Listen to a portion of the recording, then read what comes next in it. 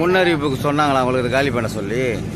வந்து வீடு ஃபார்ம்லாம் எழுதி கொடுத்து இந்த வீடுலாம் இது எழுதி போனாங்க. 6 வீடுகளும் வந்து எழுதி போட்டு ஃபார்ம்லாம் கொடுத்து எழுதினாங்க. தலைவர்லாம் வந்து எழுதிட்டு வந்து வச்சிட்டாங்க.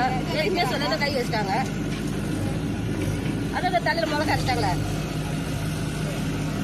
எதனால் எடுக்க சொல்கிறாங்க? இதை எதனால் எடுக்க சொல்கிறாங்க? வேற யாரும் பண்ணா கொடுத்தாங்க. வேற யாருக்கும் பண்ணா கொடுத்தாங்களாம். இதே ஊரில் போட்டு வந்து எங்களுக்கு இடம் கிடையாது. எங்களுக்கு வெறும் மயிலா இடம் போடுவாங்களா?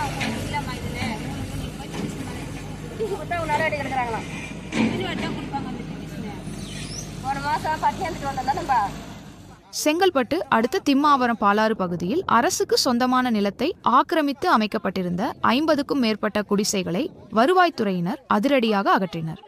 திம்மாவரம் பகுதியைச் சேர்ந்த சிலர் கடந்த சில மாதங்களுக்கு முன்பு பாலாறு அருகே அரசுக்கு சொந்தமான நிலத்தில் 50க்கும் மேற்பட்ட குடிசைகளை அமைத்து ஆக்கிரமிப்பு செய்திருந்தனர். இது குறித்து தகவல் அறிந்த செங்கல்பட்டு வருவாய்த்துறை அதிகாரிகள் நேரில் ஆய்வு மேற்கொண்டு ஆக்கிரமிப்புகளை உடனடியாக அகற்றுமாறு குடிசை அமைத்தவர்களுக்கு ஏற்கனவே அறிவுறுத்தியிருந்தனர். ஆனால் அறிவுறுத்தலுக்கு பின்னரும் ஆக்கிரமிப்புகள் அகற்றப்படாததால் இன்று செங்கல்பட்டு வட்டாட்சியர் தலைமையில் வருவாய்த்துறை அதிகாரிகள், வருவாய் ஆய்வாளர்கள், கிராம உதவியாளர்கள் உள்ளிட்ட 50க்கும் மேற்பட்டோர் அதிரடி நடவடிக்கையில் ஈடுபட்டனர்.